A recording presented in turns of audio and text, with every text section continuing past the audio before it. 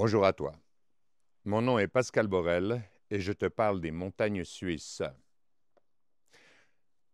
J'ai dû travailler jusqu'à 3 heures du matin, tellement les news sont incroyables et je te les donne.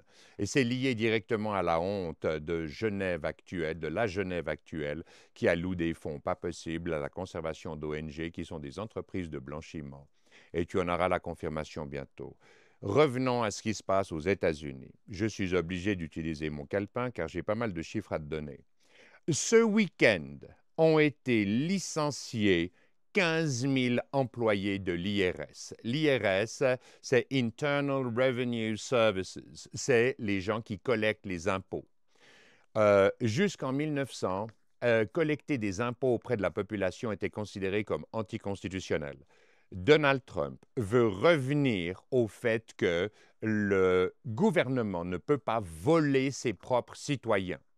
Et sur environ 200 000 employés, ce week-end, il en a déjà viré 15 000.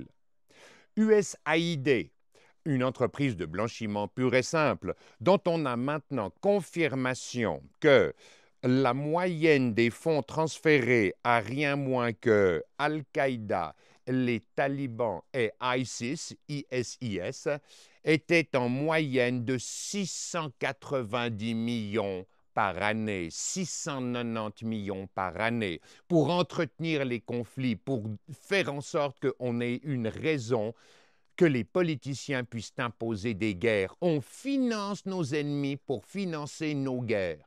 C'est une monstruosité. Et c'est un homme du Congrès qui parle, il a les chiffres devant lui. Est-ce que tu penses par hasard qu'il va prendre le risque de mentir? Évidemment pas. Les licenciements, c'est une folie. Dans le département de l'éducation, ce n'est pas encore confirmé. On parle d'un licenciement de 5000 personnes qui sont des purs parasites, qui n'éduquent pas tes enfants, qui ne construisent pas des écoles, qui ne mettent pas en place des salles de classe. Non, ce sont des parasites qui, en dehors du verbiage politicien, ne font rien, mais qui coûtent super cher aux payeurs de taxes, aux contribuables. Dans le département de l'énergie, Department of Energy, 2000 personnes licenciées ce week-end. Dans le département des affaires des vétérans, Veterans Affairs, 1000 employés licenciés. Dans le US Forest Services, le service des forêts, 3400 employés licenciés ce week-end.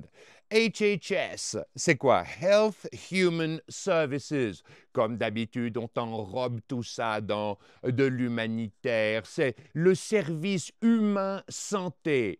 Et là, c'est 3600 employés ce week-end, licenciés, virés, merci, remerciés, partez. C'est complètement délirant. Les gars sont en train de faire le ménage d'une façon incroyable. Pour la première fois, on a depuis donc des décennies des politiciens qui font ce que demande le peuple, qui font ce qu'ils ont promis avant d'être élus.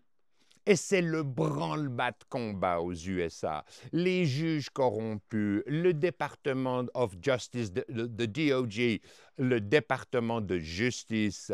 Et tu vois Pamela Bondi, Pam Bondi, une femme extraordinaire qui est attorney générale. Donc c'est l'instance suprême, c'est la boss du département de la justice aux États-Unis qui fait une interview. Elle a été à Munich avec J.D. Vance, le vice-président des États-Unis, rien moins, qui dit aux Européens, on veut travailler avec vous, on vous aime, mais dorénavant, d'abord, on va avoir une réciprocité des taxes dans un sens comme dans l'autre.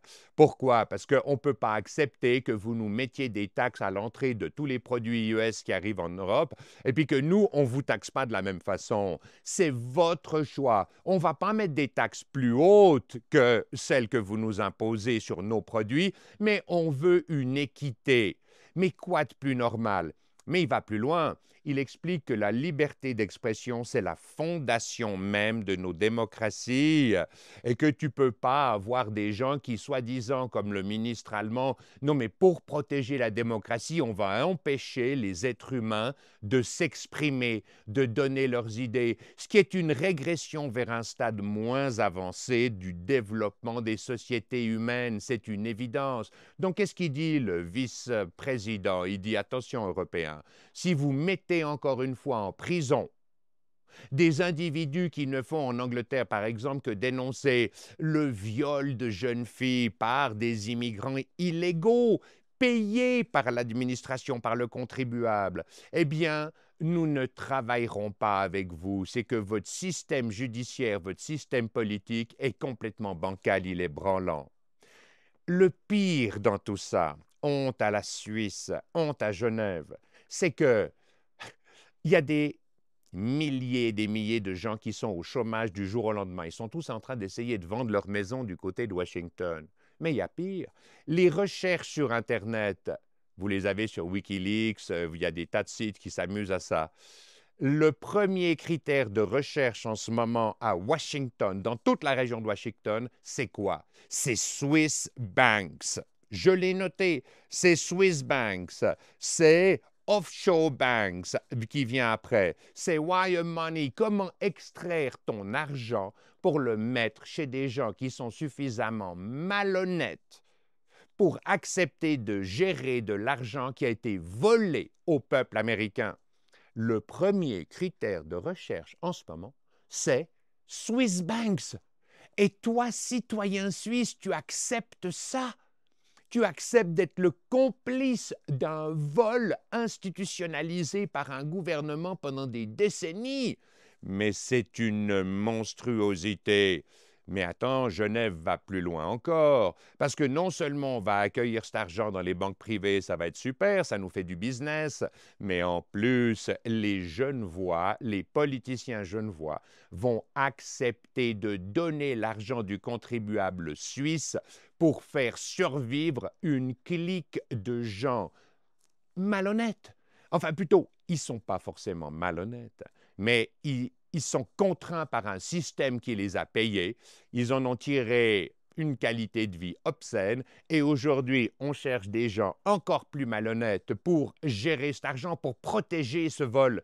Et on s'adresse à qui? Aux Suisses, à Genève. Mais c'est monstrueux. C'est une infamie et toi, peuple suisse, tu t'es fait voler ta souveraineté. Aujourd'hui, c'est les politiques qui ont le droit de décider de t'associer et d'utiliser ton argent, le produit de ton travail, pour protéger des escrocs. C'est une monstruosité. Et ça va dans le sens de ce que j'ai déjà raconté il y a quelques jours. On doit changer les structures gouvernementales. On dit tout le temps, plus jamais ça. Oui, mais aujourd'hui, tu vis dans des ruines, mon ami. Les démocraties sont en ruine tellement des politiciens en ont abusé éhontément pendant des décennies. Tu ne peux pas reconstruire un édifice solide sur des ruines. C'est le Twin Towers, c'est le World Trade Center des États-Unis. Elles s'effondrent, les tours, mais tu ne construis pas sur des ruines, sur des gravats. Non, tu commences par éliminer toutes ces ruines, tu reconstruis une fondation solide et tu recommences et tu construis un One World Trade Center. Mais si tu n'évacues pas les ruines, ça ne sert à rien. On dit c'est Mao, c'est Pol Pot, c'est Hitler, c'est plus jamais ça. Oui, mais on continue avec les mêmes socles, avec les mêmes fondations. Mais mon ami, ça ne peut pas fonctionner. Nous devons réécrire nos constitutions et pas par des technocrates, des politiciens ou des gens qui vont donner de l'inertie à ce qui leur donne le pouvoir. Le pouvoir est l'argent. Non, ce seront des tirés au sort, seul moyen d'avoir une représentativité réelle du peuple, et on va les réunir en assemblée constituante. Je te l'ai écrit dans le livre 2024. Toutes les fondations des nouvelles constitutions et des nouveaux cadres légaux y sont. Le principe de tiers regard, donc de la transparence, de l'accessibilité à la façon dont est dépensé ton argent, est écrit noir sur blanc. 4 ans de travail. Tu vas regarder, s'il te plaît, sur www.8024.com. C'est gratuit, je ne te vends rien. Tu as tous les textes, tu les as en podcast, en vidéo. Oh, regarde, va t'amuser un peu sur le chapitre 4, Empire du mensonge, juste pour comprendre. C'est douloureux. Attention, c'est pas marrant ce que je te demande de faire. C'est douloureux parce que s'être fait mentir pendant des années, et oublie le complotisme, c'est beaucoup plus simple que ça. Il n'y a pas de complotisme. Il y a des opportunités qui sont saisies par des gens ou qui ne sont pas saisies par des gens. Et si les politiques ne saisissent pas les opportunités que leur offre le cadre constitutionnel et légal, d'autres gens vont le faire à leur place et ils seront éliminés de l'équation. Tu ne peux pas leur reprocher ça. Tu peux les taxer de psychopathes, de ce que tu veux, mais en fait, non. Tu peux les catégoriser parce que ça t'aide à organiser ton cerveau et ta perception des choses. Mais ce n'est même pas des psychopathes, c'est des gens qui saisissent les opportunités qui leur sont offertes. Et encore une fois, ils n'ont pas le choix. Ce sont des victimes des fondations légales et constitutionnelles qui sont complètement à l'ouest, qui ne protègent pas le citoyen. Donc, il faut recréer nos fondations légales et constitutionnelles. Faisons confiance à la sagesse populaire. La sagesse populaire qui est très humble la plupart du temps. Les gens ne veulent pas partir en guerre. Ils ne sont pas prêts à assassiner leurs voisins pour avoir 3 voitures et 2 maisons de plus.